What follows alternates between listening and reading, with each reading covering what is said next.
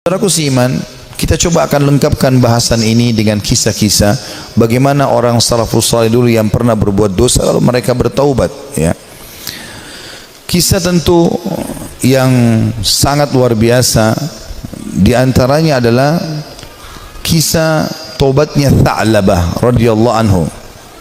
Sahabat Nabi yang mulia ini adalah anak muda yang masih muda dan keimanan sudah tertanam dalam hatinya. Zaman dulu orang tidak punya kamar mandi dalam rumah, maka orang kalau mau pergi ke WC ataupun mau mandi, maka biasanya orang pergi ke padang pasir. Satu waktu Tha'labah radhiyallahu anhu ini keluar, kemudian dia ke padang pasir, lewat, bukan sengaja lewat. Rupanya dia melewati sebuah tempat mandi tapi untuk seorang wanita Ansar, wanita dari Madinah, ya. Dan wanita ini terkenal, ya, sangat punya kecantikan dan kulitnya putih bersih. Dan ini bukan terlihat, telanjang bulat semuanya, tidak. Tetapi Tha'labah radhiyallahu anhu lewat. Zaman dulu tempat mandinya laki-laki sama perempuan untuk membedakannya, kalau laki-laki itu dibuat pelapa kurmanya sampai ke daerah kepala sehingga bagian kepala terlihat dan orang tahu di dalam itu adalah orang. Ini di padang pasir, dibuat kayak WC umum gitu, ya, tapi masing-masing punya. Kalau perempuan tertutup semuanya, tetapi karena terbuat dindingnya dari pelapa kurma, ya, mirip dengan pelapa-pelapa kelapa kita sekarang, ya, ada serat-serat, ada lubang celah di antaranya, maka dia sempat lihat sepintas perempuan tersebut dan itu mengganggu hati dia. Begitu melihat langsung terganggu hatinya, padahal dia tidak niat untuk sengaja mengintip orang mandi. Maka dia merasa tulang-tulangnya gemetar, kesemutan, otot-ototnya merasa kesakitan dan lemas. Lalu kemudian dia segera naik ke atas sebuah bukit yang sangat tinggi di Madinah. 40 hari dia nggak pernah turun. 40 hari di atas gunung tersebut bertaubat kepada Allah Subhanahu wa taala. Salat di sana, dia makan minum di sana, pokoknya tidak mau pulang ke rumahnya. Nabi alaihissalam memiliki tradisi, seringkali beliau kalau habis salat melihat sahabat-sahabatnya. Tapi karena Tha'labah ini bukan orang yang sering ada di depan, maka Nabi SAW tidak melihat dia. Jibril alaihissalam datang setelah 40 hari dari masa perbuatan Tha'labah ini radhiyallahu anhu, mengatakan, "Hai Muhammad, Allah memerintahkan kau untuk memanggil Tha'labah yang sedang berada di atas gunung karena dia merasa bersalah dengan dosanya." Maka Nabi SAW mengutus beberapa sahabat mencari Tha'labah, ditemuilah, lalu dibawa. Begitu masuk ke dalam masjid, dia keringat dingin, wajahnya memerah, kehitam-hitaman, ketakutan sekali. Kata Nabi SAW, "Ada apa dengan engkau hai Tha'labah?" Dia mengatakan, "Ya Rasulullah, saya telah melakukan maksiat yang besar sekali." Kata Nabi SAW, rahmatnya Allah lebih luas, ya. Kemudian waktu itu diiqamahkan salat, maka salatlah Nabi SAW bersama para sahabat. Tha'labah pun ada. Sementara salat, Nabi SAW membaca ayat tentang neraka, maka Tha'labah pun pingsan dalam salatnya, pingsan. Setelah itu habis salat, para sahabat menyampaikan, Nabi SAW datang membangunkan. Setelah bangun, kata Nabi SAW, "Ada apa dengan kau hai Tha'labah?" "Ya Rasulullah, saya melakukan dosa yang sangat besar bagi saya. Selama 40 hari saya merasa terus dihantui dengan ketakutan atau diselimuti dengan ketakutan ini, merasa luar biasa, ya. Masalah saya melihat wanita tidak sengaja yang lagi mandi." Maka dia pun berkata, Nabi SAW mengatakan, "Rahmat Allah luas, mohon ampunlah." Dia mengatakan, "Ya Rasulullah, tapi hati saya masih betul-betul terganggu dengan ini, ya." Maka Nabi SAW setelah mengatakan rahmat Allah luas, pulanglah semua sahabat ke rumah, sampai beritakan Nabi SAW kalau Tha'labah sakit di rumahnya. Maka Nabi SAW datang ke rumahnya, kemudian ingin meletakkan kepala Tha'labah di atas paha Nabi SAW. Tha'labah terus berusaha menjauh radhiyallahu anhu. Kata Nabi SAW, "Kenapa kau jauhkan kepalamu dariku?" Dia mengatakan, "Ya Rasulullah, kepalaku penuh dengan dosa."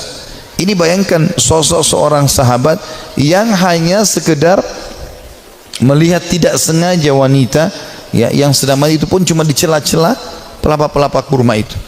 Maka Nabi SAW mengatakan rahmat Allah luas. "Apa yang kau rasakan hai Tha'labah?" Kata Nabi SAW. Kata Tha'labah, "Ya Rasulullah, semenjak saya lakukan perbuatan tersebut, hatiku rasanya seperti sedang direngut, ya, seperti ditekan dengan sesuatu. Tulang-tulangku dan otot-ototku seperti kesemutan semuanya. Aku merasa ketakutan yang luar biasa." "Apa harapanmu?" kata Nabi SAW. Dia bilang harapanku agar Allah memaafkan semua dosa-dosaku. Ya, bukan cuma itu saja, aku memaafkan, mohon supaya Allah maafkan semua kesalahanku. Maka Nabi SAW mendapat wahyu dari Jibril AS. Jibril mengatakan, sampaikan kepada Tha'labah, hai Muhammad, kalau Allah sudah memaafkan bukan cuma itu tapi semua dosanya. Maka Nabi SAW mengatakan, hai Tha'labah, terimalah berita gembira, karena sungguhnya Tuhanmu Allah telah memaafkanmu, dan ini Jibril datang menyampaikan wahyu itu. Maka Tha'labah pun bergembira, senyum, kemudian dia bertakbir lalu meninggal dunia. Maka pada saat dia wafat, teman-teman sekalian radhiyallahu anhu, sahabat Nabi yang mulia, saking takutnya dengan Allah sampai mati, meninggal, ajalnya datang. Waktu itu Nabi SAW mengatakan, urus jenazahnya segera, kita kuburkan, dimandikan segala macam, disolati. Habis sholat lagi mau diantar ke kuburan, Nabi SAW jalan sambil jingkrak-jingkrak, ya sedikit beliau jinjitkan kakinya. Kata para sahabat, ya Rasulullah, kenapa anda lakukan itu? Kata Nabi SAW, saya merasa malu dengan para malaikat, dan saya tidak bisa menghitung jumlah mereka yang sedang datang melayat jenazahnya Tha'labah radhiyallahu anhu. Sahabat Nabi yang mulia memberikan pelajaran kepada kita bagaimana mereka bertaubat kepada Allah Subhanahu wa ta'ala. Ada juga kisah yang lain, dan kisah ini mirip, seorang tukang jagal hewan, suka menyembelih hewan. Dengan juga ada pernah kisah seorang, ya, tukang fitnah. Dua-duanya mirip kisahnya, tapi saya satukan saja. Ini disebutkan oleh para ulama tentang kisah taubatnya orang-orang terdahulu. Dua-duanya ini, tapi di waktu yang berbeda, di tempat yang berbeda. Pernah melihat seorang wanita dan dia tertarik dengan wanita tersebut, ya. Hampir setiap hari dia melemparkan godaannya kepada wanita-wanita ini. Selalu melemparkan kata-kata rayuan, tatapan mata, apalah, berikan hadiah segala macam, sampai membuat wanita ini tertarik. Tapi wanita ini orang beriman kepada Allah, tidak mau sama sekali, tidak tergoda. Diajak jalan sama-sama tidak mau, diajak ngobrol tidak mau. Satu waktu dia melihat wanita itu sedang jalan jauh, dan jalan jauh ini pergi ke satu tempat yang kelihatannya tidak banyak orang. Maka kedua laki-laki ini di dua kisah yang berbeda, tempat yang berbeda, tapi kasusnya sama, ya, jalan mengikuti perempuan tersebut. Begitu tiba di tempat yang sangat jauh, dia pun langsung menghadang wanita tersebut, mengatakan, saya jauh-jauh mengikuti kamu karena saya sangat menyukaimu, gitu kan. Maka kenapa kau sia-siakan waktu yang berdua ini? Kenapa nggak bersama-sama sekarang? Enak kalau kita mungkin pacaran sekarang, jauh dari orang. Kalau kau takut selama ini dengan orang, sekarang jauh dari orang. Maka wanita tersebut tiba-tiba mengatakan, kalau kau memang mencintaiku, maka kau harus tahu sebenarnya aku lebih mencintaimu. Aku pun sebenarnya suka dengan kamu, tetapi rasa takutku kepada Allah mengalahkan itu semua. Aku tidak ingin justru karena cinta ini kemudian kita terjerumus dalam kemaksiatan dan Allah hukum kita. Maka dengan kalimat itu saja laki-laki ini tersentuh. Lalu dia mengatakan, subhanallah, yang telah memberikan peringatan kepadaku melalui lisanmu. Kau takut kepada Allah dan aku tidak takut kepada Allah. Lalu laki-laki tersebut meninggalkan si perempuan tadi, dan semenjak itu dia bertobat kepada Allah Subhanahu wa ta'ala, tidak mau lagi mengenal kecuali yang halal dari mereka. Seorang salafus saleh yang lain yang luar biasa, dia karena takutnya dengan fitnah wanita, maka dia mengatakan, ya Allah, jadikanlah seluruh wanita yang tidak halal bagiku, ya, tidak ada perbedaan, atau hilangkan syahwatku dari seluruh wanita yang tidak halal bagiku. Maka dia mengatakan, demi Allah, Allah kabulkan doa saya sehingga tidak ada syahwat kecuali pada istri saya saja, pada yang halal, dan tidak ada bedanya antara wanita yang tidak halal bagiku dengan sebuah tembok. Artinya betul-betul mereka ingin menjaga diri dari perbuatan yang salah. Dinukil kisah yang lain, seorang anak muda. Ini kenapa saya sebutkan banyak kisah anak muda, karena memang anak-anak muda yang banyak terjerumus dalam kemaksiatan, karena mereka punya potensi, energi, ya, banyak sekali kesempatan, dan ingin tahu sesuatu itu lebih besar daripada orang yang sudah berumur. Walaupun memang orang berumur pun bisa terjadi, tapi umumnya orang kalau sudah tua khawatir berbuat dosa. Maka ada seorang anak muda selalu berbuat maksiat di zaman Nabi Musa alaihissalam, sibuk dengan dosa-dosa yang dia lakukan. Setiap hari diingatkan, Nabi Musa tidak mau tahu. Sampai masyarakat dari Bani Israel pun sudah merasa ini orang sudah ada lagi solusinya nih. Ini sudah nggak ada solusinya orang ini. Maka mereka mengeluh kepada Musa alaihissalam, Allah pun berfirman kepada Musa melalui Jibril alaihissalam, usir anakmu itu dari negerimu, tidak boleh lagi ada di sana dia. Maka Musa alaihissalam menyampaikan kepada Bani Israel kalau Allah sudah menurunkan firman-Nya menyuruh anak muda ini diusir. Maka anak muda pun itu diusir dari kota tempat Nabi Musa alaihissalam dengan Bani Israel tinggal. Terus saja dia jalan sampai tiba di sebuah padang pasir yang luas.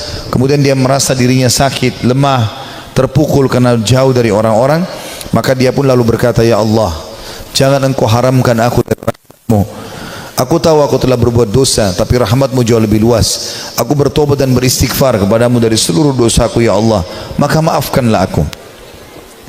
Terus dia ucapkan permohonan maafnya kepada Allah sampai 3 hari berturut-turut. Setelah itu dia meninggal dunia, si anak muda ini. Setelah dia meninggal dunia sendirian di padang pasir itu dengan kondisi menyesali kesalahannya. Maka dia pun Musa pun alaihissalam didatangi oleh Jibril. Jibril mengatakan, hai Musa, Tuhanmu Allah memberikan perintah kepadamu agar engkau keluar ke padang pasir ini, dan itu disebutkan cirinya. Di sana ada satu wali Allah yang Allah suruh kau mengurus jenazahnya. Maka Musa alaihissalam pun keluar ke padang pasir yang ditunjukkan. Begitu tiba di sana tidak dilihat kecuali anak muda tadi yang memang dianggap orang ini buruk di tengah-tengah Bani Israel. Maka pada saat itu pun Musa alaihissalam mengatakan, ya, Jibril alaihissalam mengatakan kepada Musa, sesungguhnya orang ini telah bertobat selama berapa hari, 3-4 hari meninggalkan negerimu, dan Allah terima taubatnya. Maka Musa alaihissalam pun mengurus jenazahnya, kemudian menguburkan dia. Begitu luasnya rahmat Allah subhanahu wa ta'ala bagi orang yang masih melakukan kemaksiatan dan berpikir bahwasanya susah untuk bertaubat. Tidak ada yang susah, teman-teman sekalian. Kita akan kisahkan sekarang seorang tokoh tabi'in yang masyhur, Fudail bin Iyad rahimahullah.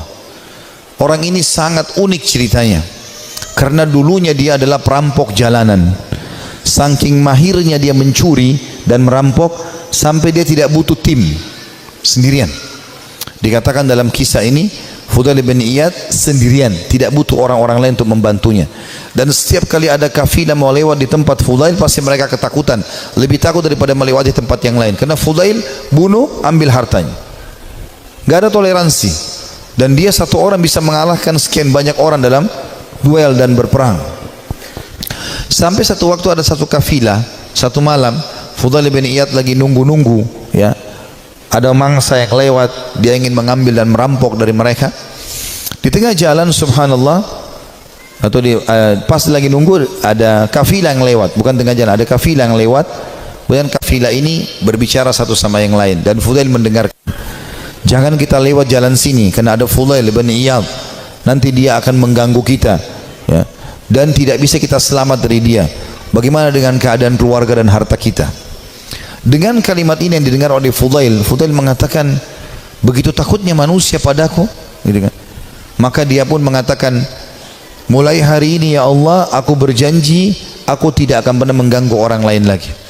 Dalam riwayat yang lain, Fudail lalu keluar, lalu menemui mereka, lalu mengatakan, akulah Fudail bin Iyad yang kalian sebutkan tadi, dan karena perkataan kalian tadi, aku merasa aku telah menakut-nakuti manusia. Maka dengan itu aku akan berhenti dan tobat, dan kalian akan jadi saksi. Lalu Fudail menghormati mereka menjadi tamu pada malam itu. Mulailah Fudail menyembelikan buat mereka hewan. Dia berburu sendiri malam itu, dia sembelikan, dia biarkan mereka membuat kemah di sekitarnya. Setelah dia membakar makanan, dia menyiapkan makanan buat mereka. Rupanya ada satu orang dari kafilah itu, orang saleh, membaca firman Allah subhanahu wa ta'ala yang berbunyi, ini disebutkan dalam surah Al-Hadid, ya, ayat 16, yang Allah subhanahu wa ta'ala berfirman, a'udzubillahi minasyaitonirrajim, alam ya'ni lilladzina amanu an takhsha qulubuhum lidzikrillah wa ma nazala minal haqq.